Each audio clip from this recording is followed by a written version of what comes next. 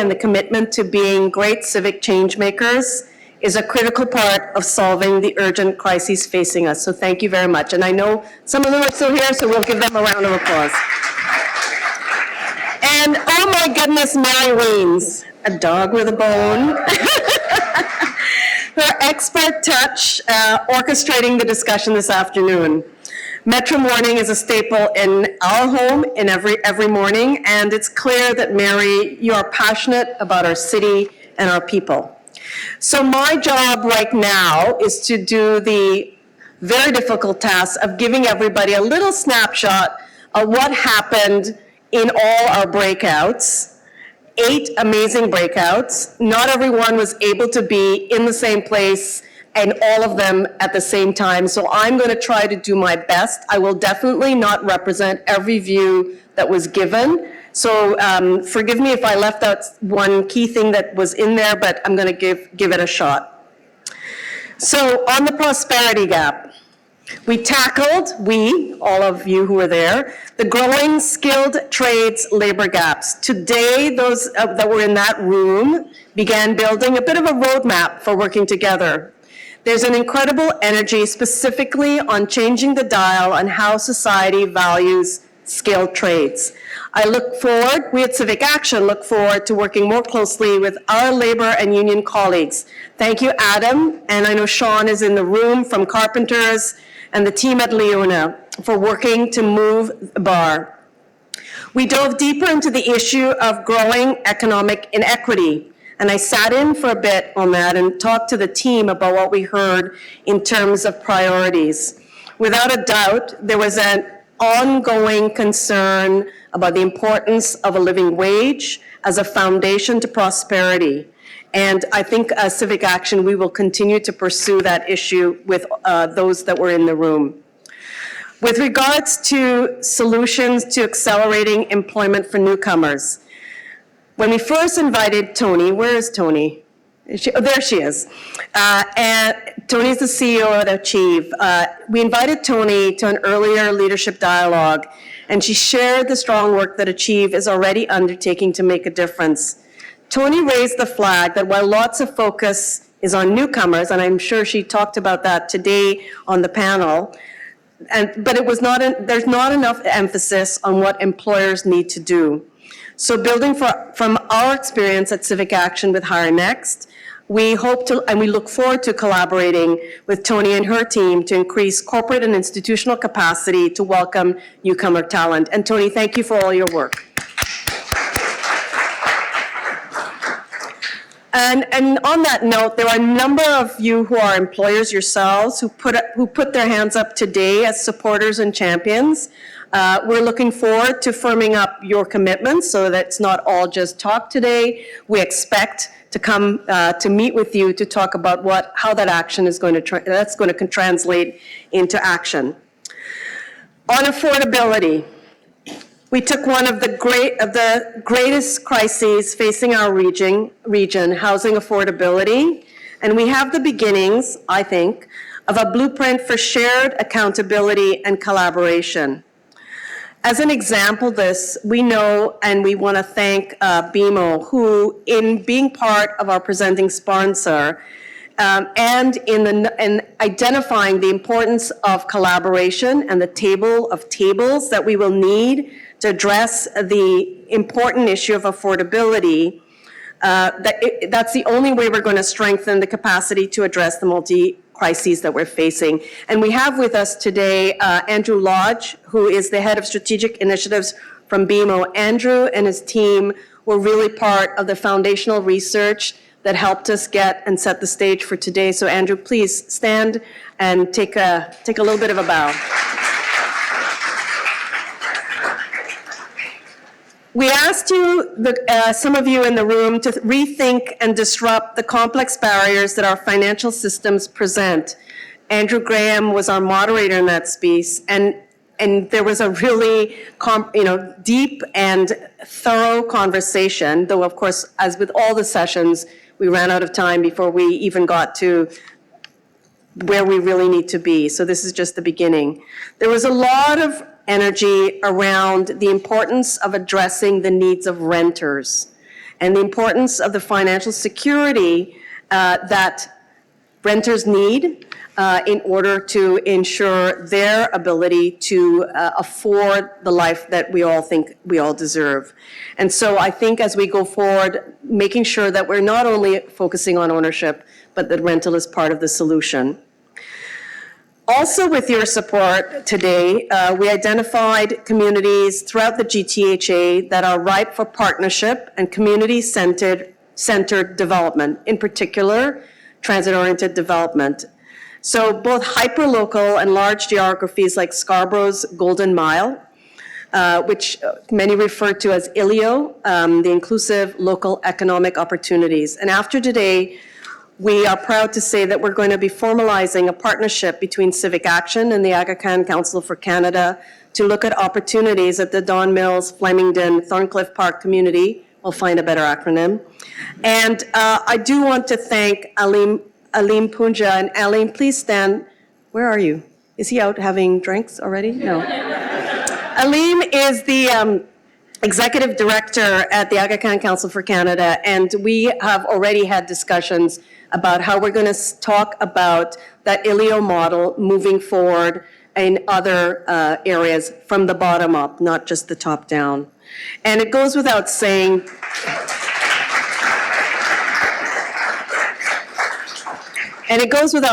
that this is an action in a neighborhood and a district, while very local, has applications throughout this region.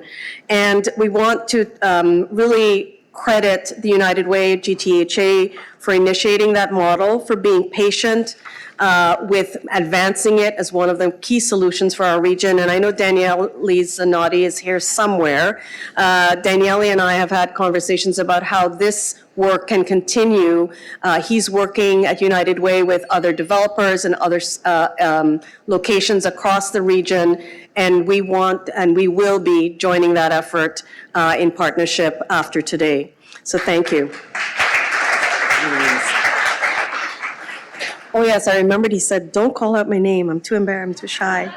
He said he was shy. Can you believe that? On the trust gap, we listened, we reflected, and we learned today about the important work we all need to do to continue decolonizing our organizations and institutions. Thank you to the many Indigenous leaders who made these learnings possible throughout the day. A special thank you to Jared Lehman, one of our diversity fellows, alumni, who helped us guide us through making sure that the conversation was the right conversation for all of us. And we hope today has taken all of us, and many of you who were in that room, a step closer to building the trust that we so much need. We also talked about community safety, the complexities and the opportunities. So great thanks to the panel for reminding us that safety means many different things to each of us and remains something we have a shared responsibility for. I suspect that after today, we will want to continue that conversation. It's an important conversation that we only scraped the surface of.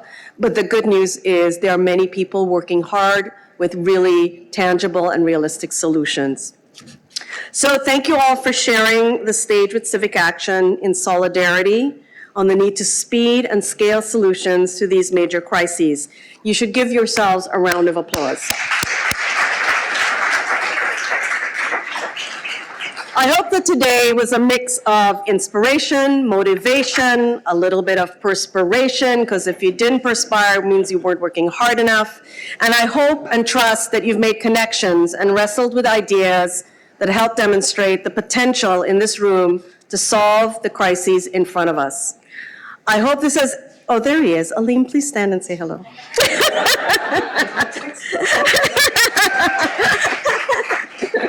Thank you.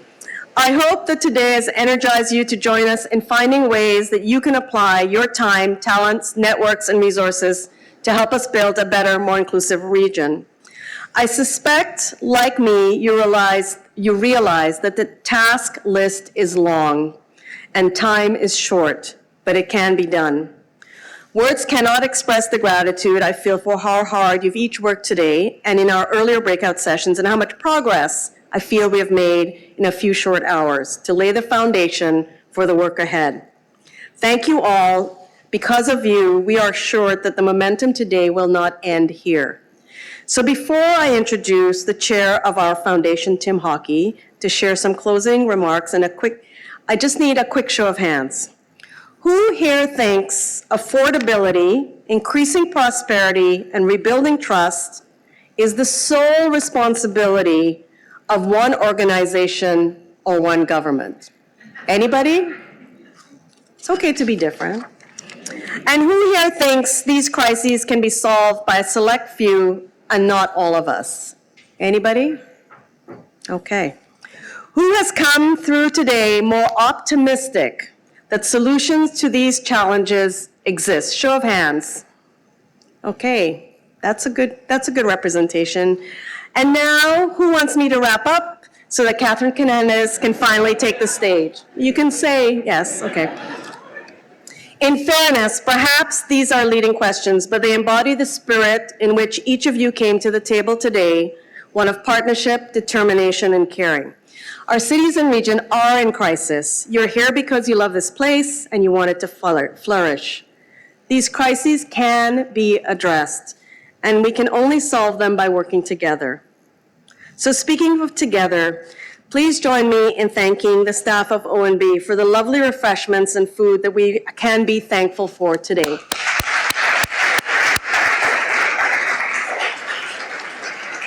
And I have a special thank you to the staff of Civic Action, Team Action, for everything you've done to make today's experience memorable and a vitally important springboard for what comes next. You represent everything that working together means in thoughts, words, and actions. So can I ask a Team Action, those folks with the orange lanyards, to just wave your hands or stand up because we want you.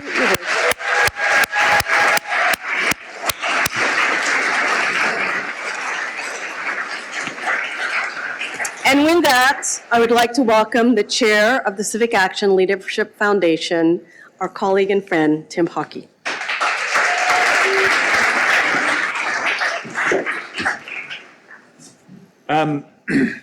So if you might be wondering, those of you who were here first thing in the morning and heard our good friend Rob McIsaac speak, you might think, wait a minute, there's a bloodless coup that's just happened in the afternoon and there's this other chair guy.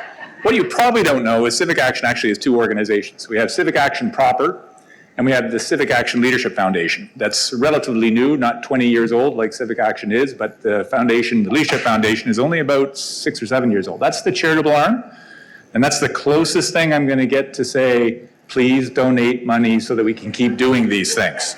All right?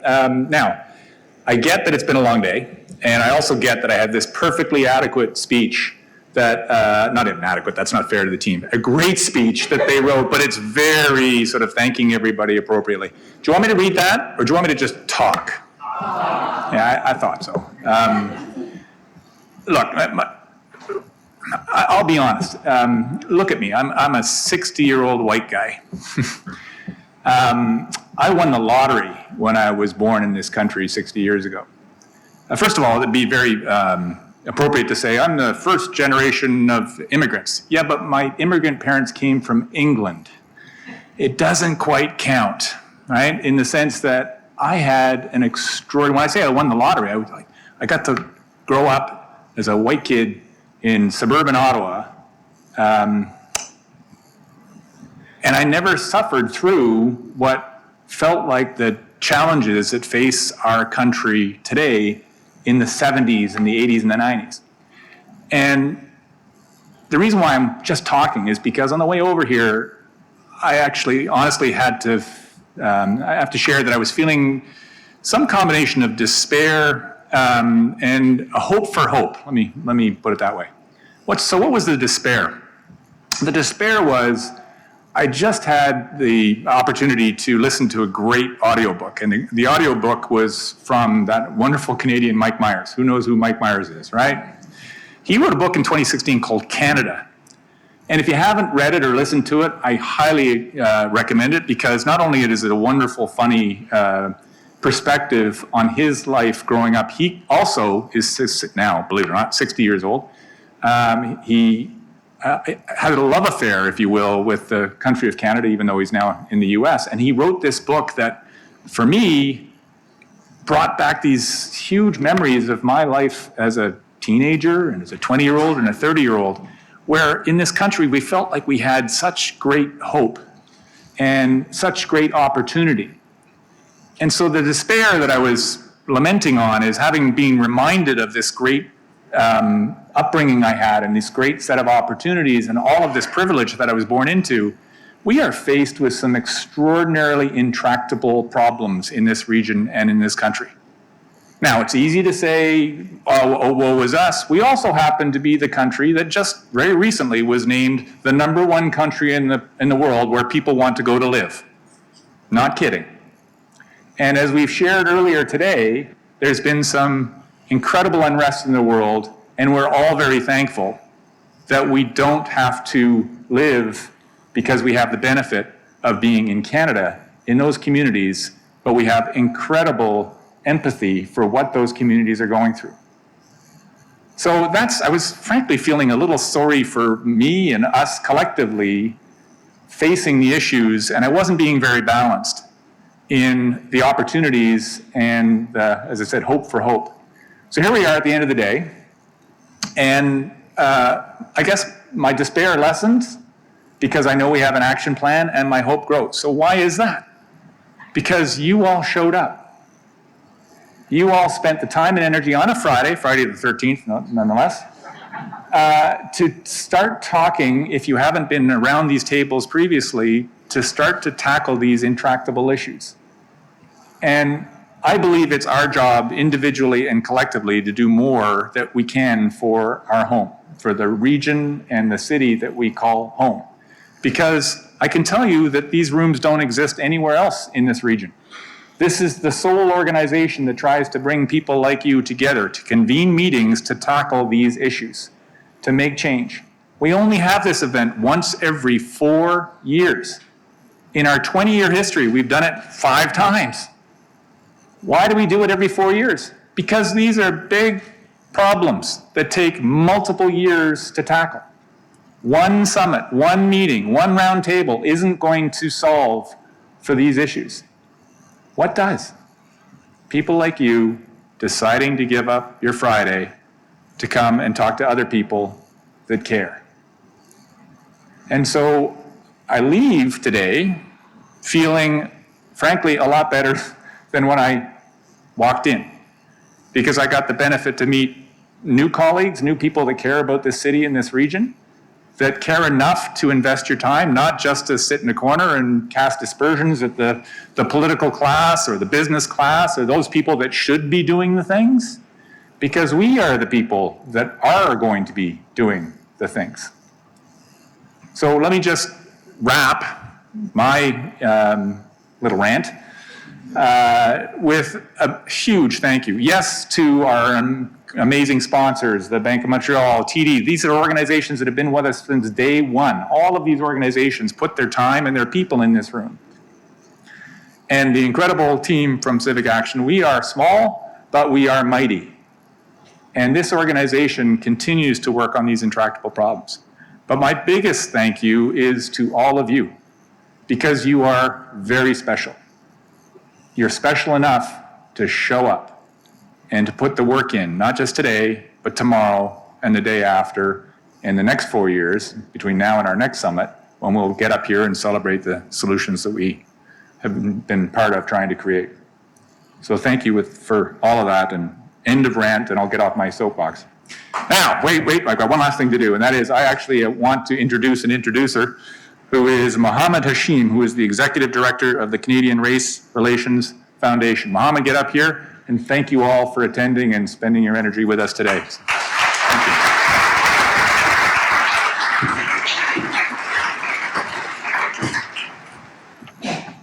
That was a fake introduction. I'm the real introduction to Catherine Hernandez. And you shouldn't feel sad.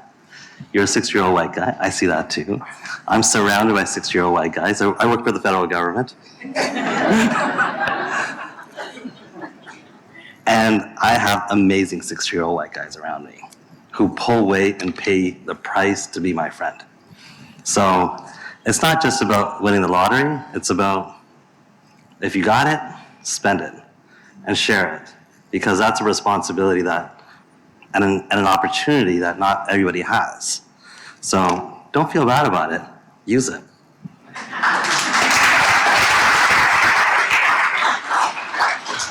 We're living at a time when, our city and our province continues to feel reverberations of the pandemic. Global disruptions, we'll call it global disruptions this week, because that seems like a safe word. Growing inflation, climate change, and so much more. But we've also curated our lives into tunnel vision. We've curated who we want to hear and who we don't want to hear. Our social media experiences are ones that make us feel good, not bad.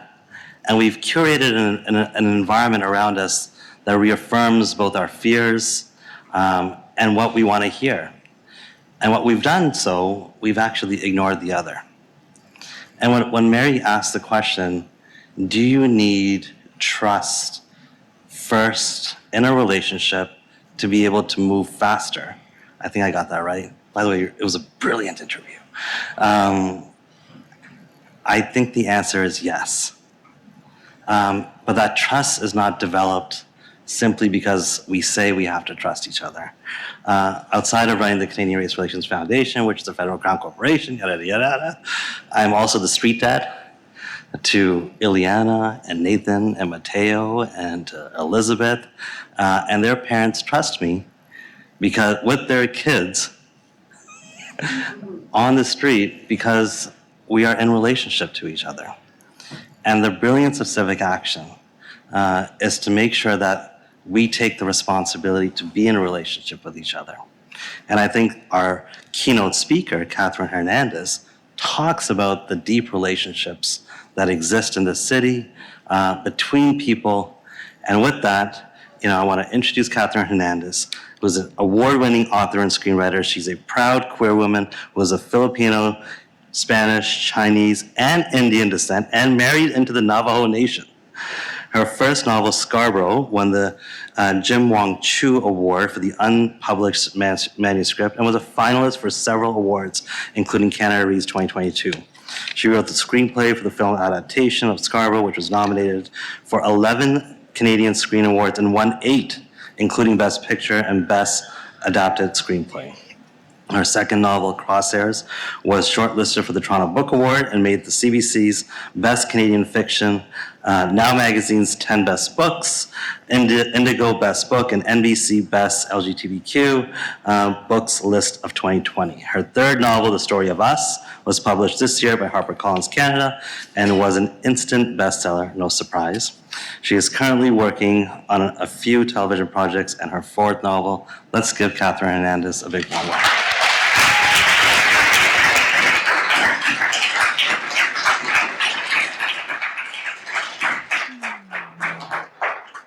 Hi, everybody. Oh my goodness. I am so happy to be here. More than ever, I'm also relieved that I can even be here because I could not figure out how to work that elevator button. I don't know if anybody else was struggling with it, but I was like, oh my gosh, if there's any moment that makes you feel like a middle-aged lady, this is it. So hi. I know that you've all have had a really, really long day, but I'm so thankful that you all are here to listen to me. And thank you so much to Civic Action for inviting me to chat with you all. These are scary times, and it means a lot to me that you're here, and I'm hoping what we can do, especially because this is the end of the day, is that we can really take this time to help to empower each other. I usually ask when I'm doing keynotes, I ask for people to just try not to take notes. It's one of those things that people do when they're trying to sidestep something that feels really uncomfortable, is that they pretend that they're being really studious by taking down notes. I can hear the chuckles because it's guilty as charged, right? I do the same thing.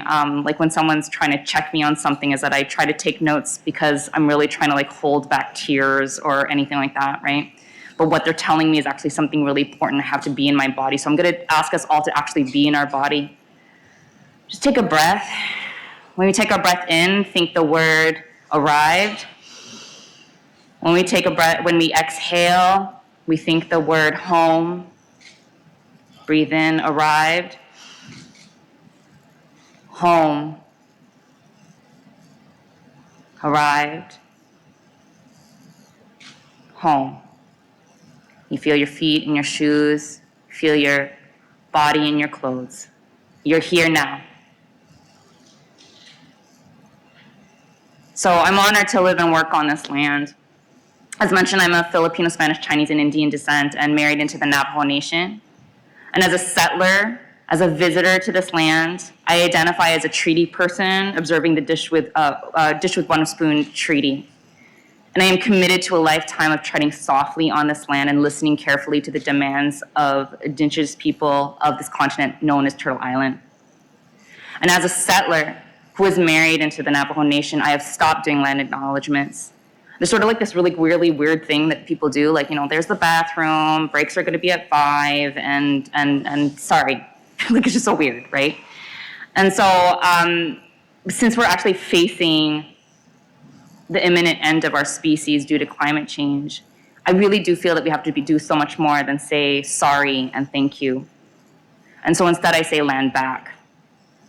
My sister-in-law married into the Skoke Nation over in Washington, what's now known as Washington, and in less than a decade, her husband and his team have worked tirelessly to revitalize and rewild an area of wetland, and it is astonishing how well nature has balanced itself out under their care. This is the promise of the land back movement. When we follow Indigenous leadership and land caretaking strategies, we all win. We all have a chance at survival. Indigenous communities have been practicing sophisticated science around carbon capture, everything from carbon capture to biodiversity, and all we have to do is listen and follow. Not in 2050, but now. And so I'm gonna start by addressing the elephant in the room. These are such terrifying times. Like, I don't know if anybody else is like screaming into a pillow, but like I'm totally, I feel like I've worn out my pillow screaming into it. And not a day goes by without me and my partner considering how the world is increasingly moving towards a state of fascism, while we all fear the next environmental disaster. The absurdity of our times means living every day reading about how whole neighborhoods can be burned in a wildfire, followed by social media posts about celebrities at the Met Gala. It's so weird. What is this? And when we don't know how much time we have, and whether the powers that be will have our backs and change the tide, I find myself unsure of what to celebrate, what to grieve, what to have hope for, and what to resign myself to. And the one thing that gives me hope is knowing that while I'm not a leader of a country, I can be the leader of the space around me. So my home is its own country. That is why I chose to move to a rural area where I'm stewarding 3.7 acres of land on the traditional territory of the Mohawks of the Bay of Quinte, revitalizing it in partnership with them and remeadowing it and practicing intense permaculture farming. And throughout this painful process of learning, oh my gosh, like rainwater catchment, tree felling, and composting manure, like I am not joking you, like not 12 hours ago, I was like, I'm just in coveralls, like this is just me putting on a fancy jacket and pretending to be cool in front of all of you. The question that kept coming to mind was, what would Miss Henna do? And so for those of you who haven't read my book, Scarborough, like I heard it's good, whatever. And it's okay if you haven't, it's okay. It follows the lives of 3 children over the course of a school year in the low-income area of Kingston, Galloway, and Scarborough. So they convene regularly at a local literacy center where the facilitator, Miss Henna, quickly learns that the neighborhood needs more than scholastic support. They need food, mental health and substance use support, stable housing. I want to ask here, like, can you raise your hand if you are, or even if you have in your past worked as a teacher, a librarian, a nurse, healthcare worker, social worker, parent, caregiver, child educator, first responder, just raise your hand, please. Any kind of frontline worker. Yes, thank you. Can we just give a round of applause to all these people? Thank you for your service. Thank you. I always try to do that every time I find out when, I'm doing a book signing and people come up to me and they tell me that they're a librarian. I'm really, really honored to share space with them. So Miss Hina is a lot like many of you in this room.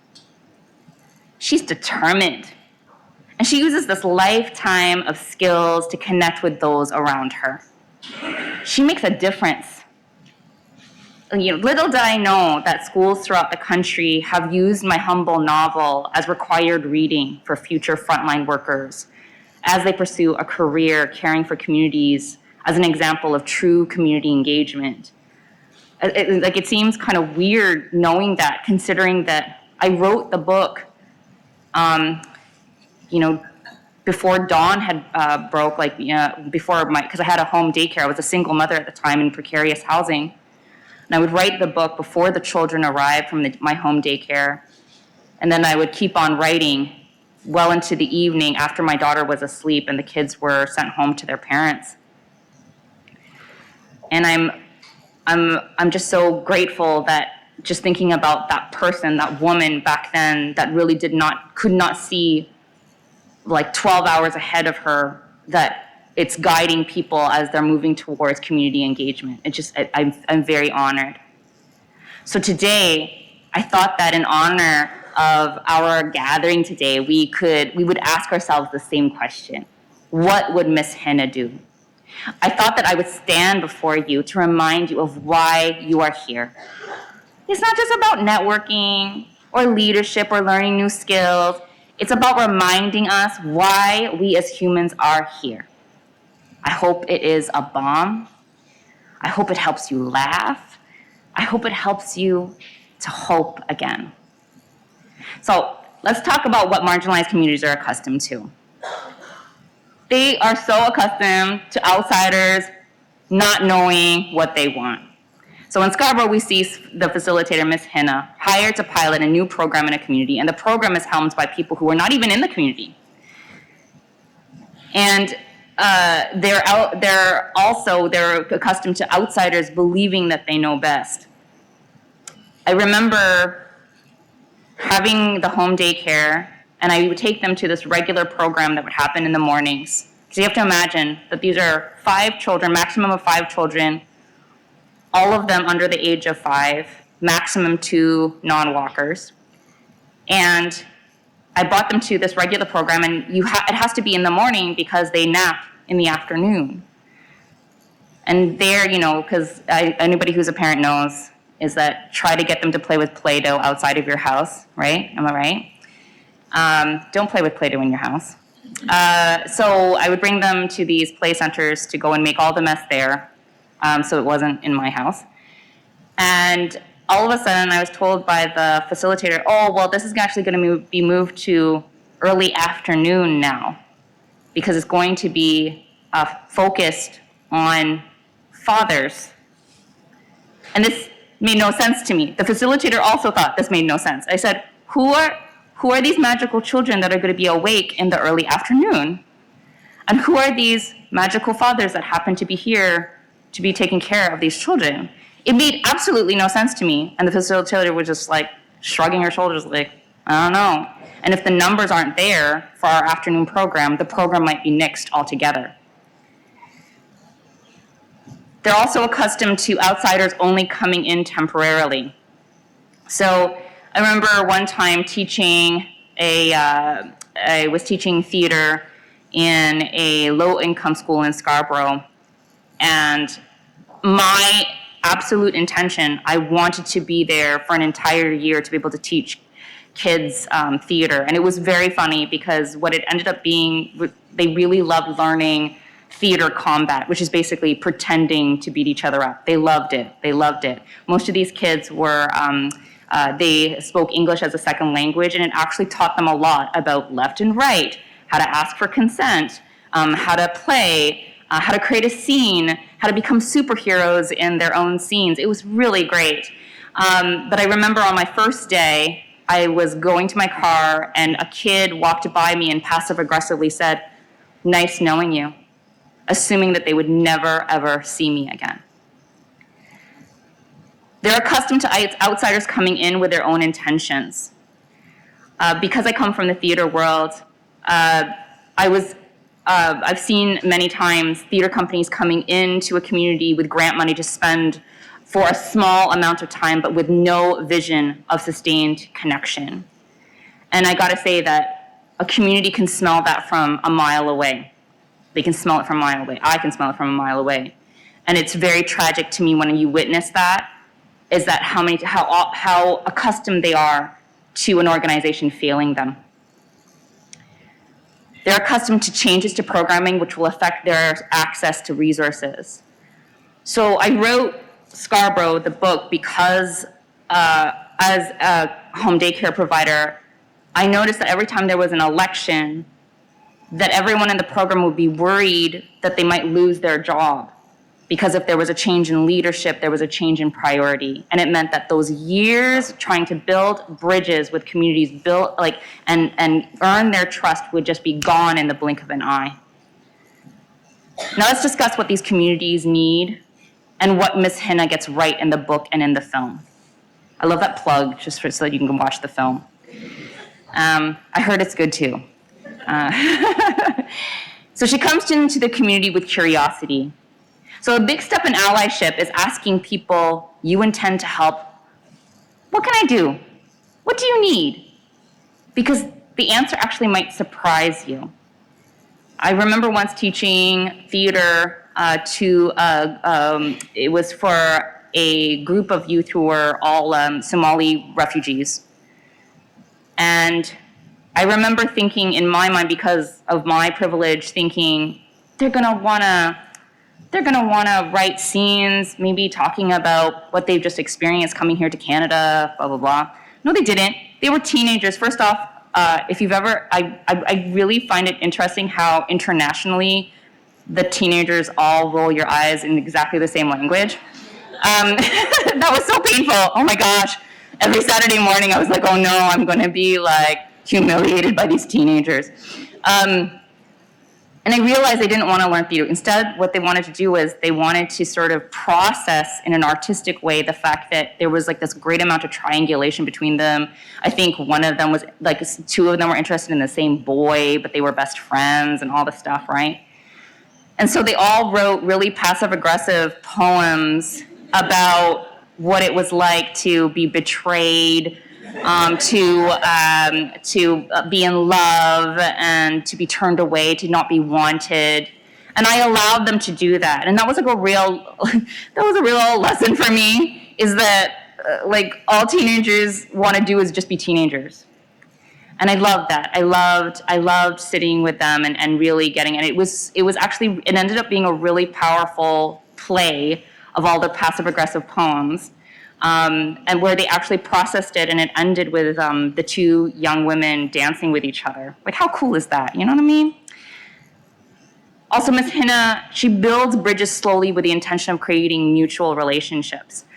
So again, in theater, I remember outreach was such a new word. Like, I remember like back when in like 2004, when I started doing theater outreach, it was such a new word. And I remember the artistic director of the theater, the company that I was working for, just basically saying, so right now, we mostly have white audiences, but can you get like not white people to come and pay tickets to come see our shows? That was basically all they knew that outreach was. It's like, we don't know how to make these different people come see our shows. And I thought, maybe it's because you don't have our stories on your stage. And it was really interesting, that process, that they didn't realize that it was going to take years. And it took years of me actually building full relationships with people that I still am in touch with. I still attend their funerals, their weddings, whatever it is, because they're important to me, and they knew I was able to make headway because they knew that I felt that they were important to me. Ms. Hinna realizes that the program that she is running does not match the needs that the community has. So all of us, we all know what it's like to when something we have planned, we've drawn out the goals, we've made the spreadsheets, we've done all the things, right?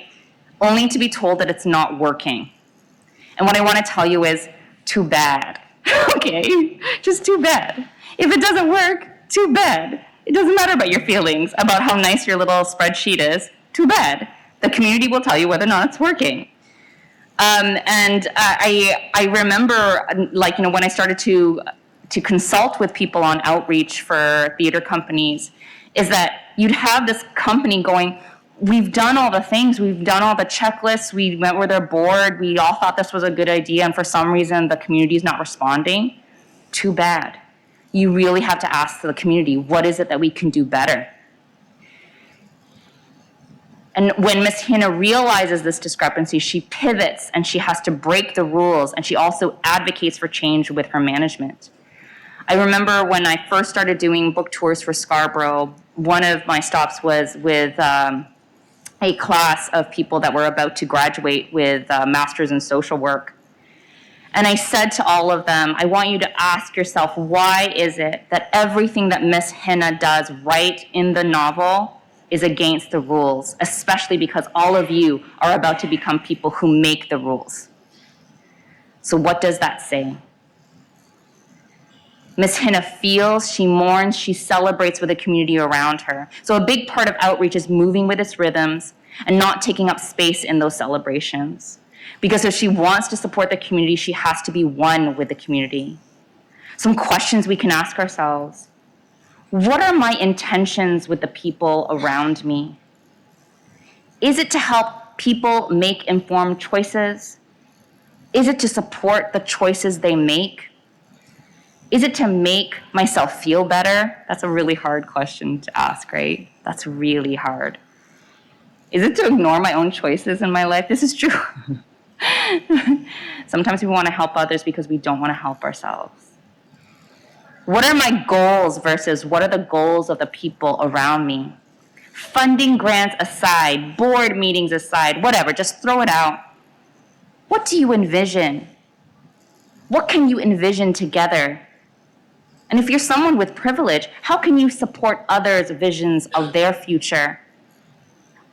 What biases do I hold because of the privileges that I have experienced in life? In what ways do I have a seat at a table where other people may not have a seat at the table? In what ways do I need to fight for a seat at the table because of my identity, and how do I advocate for others? And when I am advocating for others, am I an ally with my whole body? So if you're asking yourself, like, what does that mean, like an ally with your whole body? I did actually do a TED Talk on embodied allyship, and you can look that up. But in a nutshell, embodied allyship is based, for myself, is based on the following creed, which is in my book, Crosshairs. When I do not act, I am complicit. When I see wrong happening, I act. When I am wrong, I open my heart and change. When change is led by the oppressed, I stand aside and uplift. One of my most cherished memories of touring the book when it was newly released was to read it to nurses who felt disrespected by their management, disposable by their government leaders, and abused by their patients.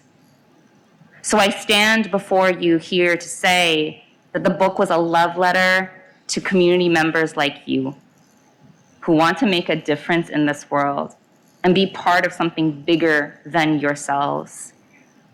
I want to thank you for believing in change while cheering you on. The book, while heartbreaking at times, was all about hope. When we put people first, we all win. But remember that putting people first means you as well. As someone who has worked for many years as an educator, artistic leader, and activist, I want to applaud you for your energy, your commitment, and vision for the future of our communities. Now, to end things, I want to do something I am most certain Miss Hinna did before the beginning of each school day. Now, I want you to take a moment, okay, put away your cell phone, and I want you to wrap your arms around yourself. Come on, do it. I know it's really granola, but do it. And I want you to repeat after me as loud as you can, the loudest voice that you can muster, okay? All right, ready? I am the real deal. I am the real deal. I am a powerhouse. I am a powerhouse. I make a difference every day. I make a difference every day. The people I serve will remember I cared. The people I serve will remember I cared. But I deserve rest. I deserve rest. And I commit to caring for myself when I can. And I commit to caring for myself when I can. Now I'm ready. Now I'm ready. To go out there and be me. To go out there and be me. Thank you very much, everybody. Thank you.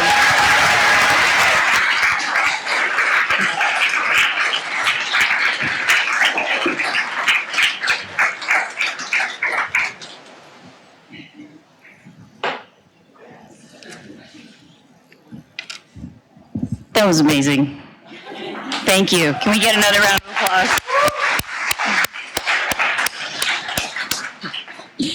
Hi, I'm Nandas Gupta, and yes, just to confuse you further, I am the Vice Chair of Civic Action. So you've now met the Chair of Civic Action, the Chair of the Foundation, and the Vice Chair of Civic Action. I'm also a Senior Partner and Managing Director of the Boston Consulting Group, and it's my pleasure to close off the day today. First of all, I can't think of a better way. Aside from being Vice Chair and Managing Director, I am a powerhouse.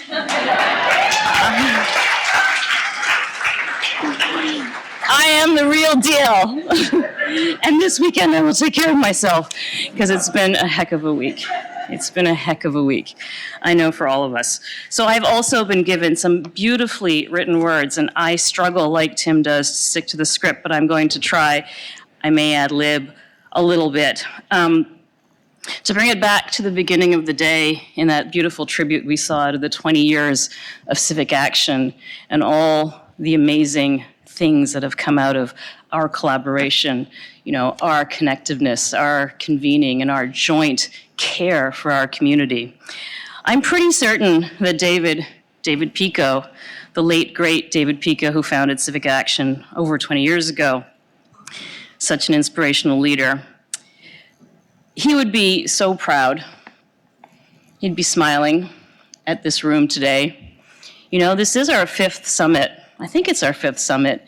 And, you know, it has evolved over the years, but today's summit has had such a vibrant buzz, and it is far more diverse and inclusive. And we're working on some heavy things. Today, in the conversations that I was involved in, man, there was some heavy conversation. But what really rang through for me was hope. And I heard so many examples of the times where we did come together from different walks of life and different life experiences, and we made amazing things happen. That's what we do. That's why you're all here. And I walk away with hope from today. And again, I can't thank you all for being here. So we are living in a very challenging time. And I know we all spent quite a bit of time today talking about some of these difficult issues. And I think we all agree that we need change. We need change in our city region, we need change in our country, we need change in the world, obviously. And that's where you come in. We need changemakers. And if I have one job, it is, and you choose the verb, to inspire, encourage, motivate, nag you, to promise yourself over this weekend to think about what will you do? What will you do coming out of this day differently on Monday to create some of the important change that we talked about? So, what will I do different on Monday? I ask you to think about that. And with who? How can I get others to join me? Who can I join to apply my time, my talents, my perspective, my interests, my resources to help scale and accelerate solutions to the inequities that we talked about today in affordability, prosperity, and trust that are really holding us back from being a place where everyone can thrive. And so how can I engage? How can I engage? How can you engage? How can I encourage my organization that I work at, my friends, my communities, my families, my networks to do the same? And how can Civic Action or others you may have met today? I met some super cool people, I must say. I must say people I would probably never have met had I not come today to this beautiful building. But how can I engage all of these folks and myself in holding ourselves accountable to some of the commitments we made? And I think, the last few discussions here today said it better than I could say it candidly. This is all about collaboration. I know we all suspected that, but every single person had the same takeaway. Not any one of us is going to make change happen by ourselves. So let's do it. Let's create those collaborative communities and actions. So changemakers are needed, and by virtue of being here, you are all changemakers. The real deal. Powerhouses. I love that. I'm going to use that all the time. So in the coming days, maybe weeks and months, Civic Action will be reaching out to many of you to seek your partnership on some specific ideas, some campaigns, some programs, some projects that you are uniquely qualified and capable to create together with us. So I have an ask. Take the call, respond to the email. Let's keep it going. Let's keep it going. Do not allow this amazing day to be one day hugging. Let us take this momentum forward and create that change. We know what we're going to do coming out of here. I know it's not easy, but we have some clarity around what are the types of solutions that we can make happen, that we can help instigate. So please, come with us. Help us.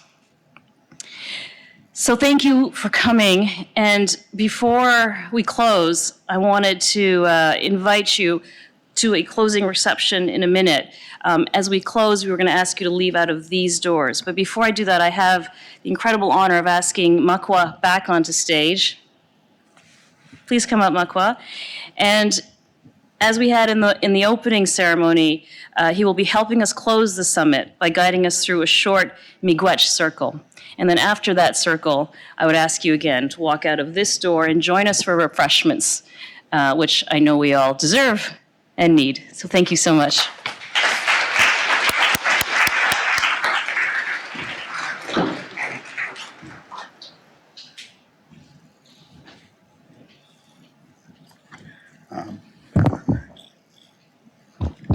On my neck's not that long.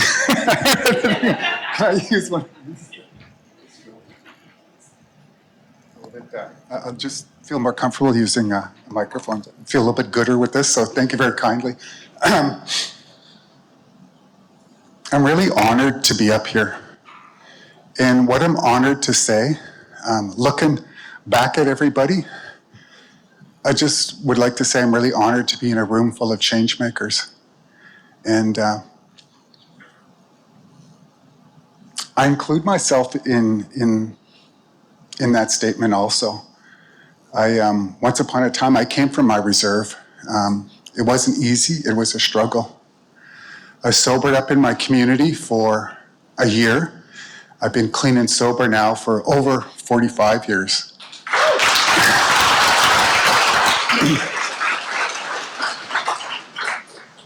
I didn't expect the clap because it's a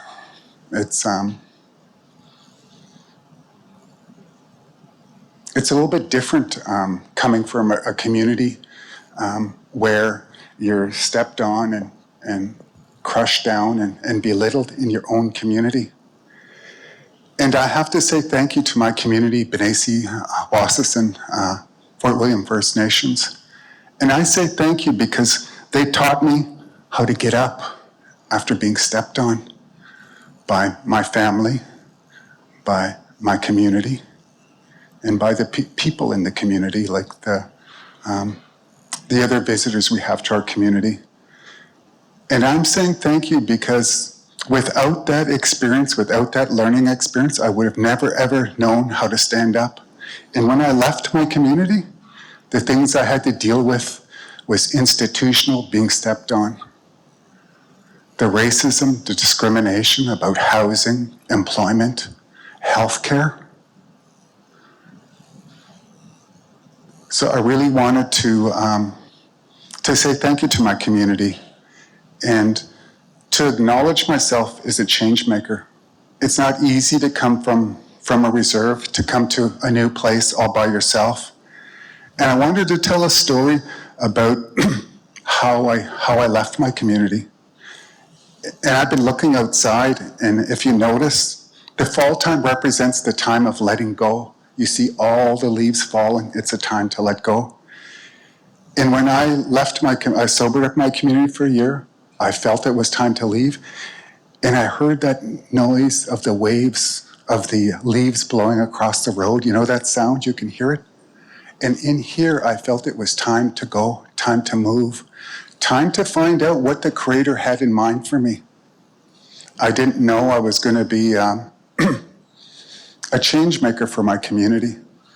Several years ago, I went back to my community. I visited my community as a customary care parent. I had to fight my employer. I had to fight the union. In the end of it all, they awarded me with a Provincial Human Rights Award for taking those steps. And in my community, they looked down on me again because they weren't open to a man raising two little ones, and one was in my arms. And in the end, they said to me, that's a really great thing you did for those little girls, your nieces. And I said to them, they did more for me than I did for them. They taught me about the 7 grandfather teachings. And that's how we say them, the 7 grandfather teachings. I kind of went a little step further and I call the 7 grandmother teachings. Today I call them the 7 grandparent teachings because no one loves a little one like their grandparents. And what I really wanted to say up here is my altar cloth over there, it represents the 4 colors of 2-legged beings. And I call myself a settler. And I use that word out of the greatest respect for Mishkomikwe, Mother Earth. And there's no other place we can go to live and thrive like we do here on Mishkomikwe. So what I'm trying to say is that little sematai that we started the day with. I have a food plate over there, a spirit plate. I'll be taking that out with my sema, and with all our good intentions. And on Mishkomikwe, that water touches all of those continents. And I'm hoping our good intentions about peace and a solution will wash up on those shores. And the last thing I wanted to say is about a change maker. We have a lot of them in our community. And there's a process, I think, that in some way we all use. And if I was to look at my altar cloth over there in the east, I would say vision. As a change maker, we develop a vision of what we want to change, how we want to change it, what the issue is. In the south, we have, before I move on, in the east, that color is represented, the east is represented by the color yellow. And yellow represents the tea people. And the Creator, He gave the tea people a gift, and He gave them the gift of time. So if we were moved down to the south, and you see the color red, that represents our people, the Anishinaabe people. And the gift the Creator gave our people was the gift of vision. And you heard us talk about future generations or generations behind us. The gift we were given, that vision, was to preserve what we have now for those future unborn generations. And that's why I called myself a settler, is because I have a responsibility and a commitment to preserve what we have today for the unborn generations. And I'm hoping that's something you share in. And if we move to the west, which is represented by the black color, it represents the black community. And the gift the Creator gave to the black community was the gift of emotion. And all the songs, all the top songs on the radio, they come from the black artists and black community. And an example of that is our chum there, Julie Black. She changed one word in our national anthem. Our home on native land. And there was also a great poet there. I think she was at President Biden's inauguration. And if we moved up to the north, before I do, just to recap, so he gave the yellow people the gift of time. He gave the red people the gift of vision. He gave the black people the gift of emotion. And the Jalganash community, or the white community, he gave them the gift of movement, for they have been to the moon. And represented in the center, we had some stories today about turtles, you know? And Mother Earth started on the back of a turtle. She had a little chum that swam down to the bottom of the ocean, to the bottom of the lake, and put that sand on her back, and that created Mother Earth, the land we live on today. So getting back to this changemaker process, something I believe that was instilled in me, and I discovered it on one of my employment, or one of my jobs at the Native Canadian Centre. We had a visiting elder, and I believe, I can't remember his name, Jim Dumont, I believe that's who it was. So he talked about a process about solving problems.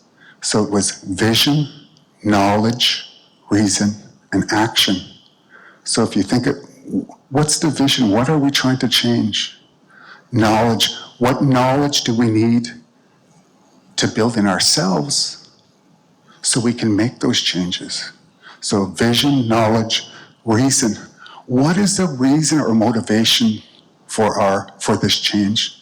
And speaking for myself, it was about those 7 born generations and about honoring the 7 generations in the past who preserved what they had back then for now that I can enjoy it.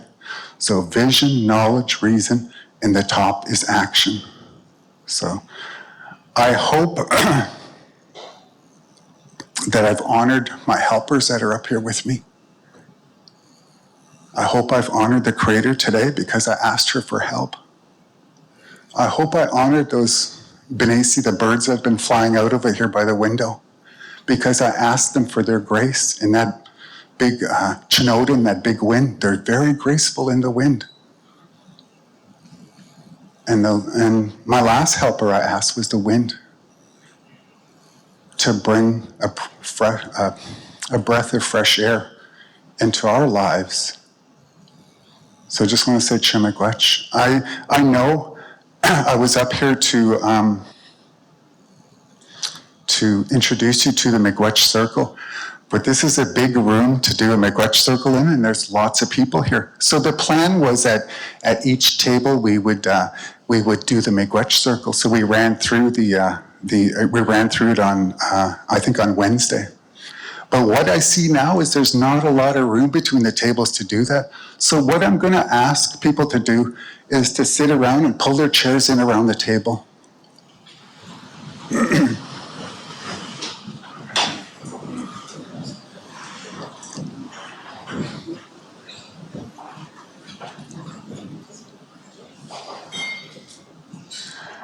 And in a good way, we heard today a little bit of Anishinaabe humor. I think it was up here, I can't remember what session it was in, but I know what session it was in. And the thing I wanted to remind people love, or that little piece of humor. We have a kind of I'm going to say a cultural joke or some cultural humor between the Mohawks, the Ojibways, and the Crees. And the humor I wanted to share with you today in this Miigwech circle is I would like you to look across from the person who's sitting across from you, and in an Ojibwe way, acknowledge them with your chin, because we don't point, you know? And so that's you giving an acknowledgement, thank you, or Miigwech. And I'm going to ask the other person on the receiving end of that to acknowledge them in the, I think it's the Cree way, point with the nose. So the Miigwech circle is really about giving a thank you and receiving a thank you. So what we do is we have a big circle, and somebody starts a circle off by saying Miigwech, and they go all the way around the circle, and they come back to their spot. And by the time they get there, the other people are coming around to give them a thank you. So I hope in a good way. I was just letting you know a little bit about our humor between the Crees, the Ojibways, and the Mohawks. So, Miigwech. Thank you so much.